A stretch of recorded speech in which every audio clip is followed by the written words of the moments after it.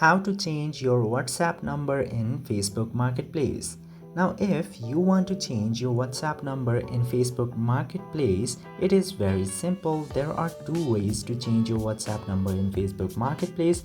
First one is if you have a listing in your Facebook Marketplace and you have the WhatsApp number in your description, you just simply need to go to the listing section and you need to open the listing and you need to edit the description, and in there you can very easily erase and add a new WhatsApp number.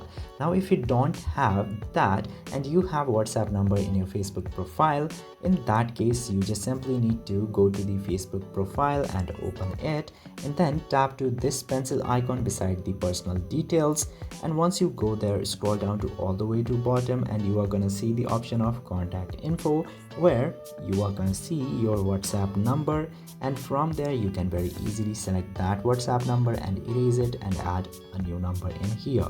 So by using these two methods, you can very easily change WhatsApp number in Facebook Marketplace. I hope this video have been informative. If yes, don't forget to hit that subscribe button.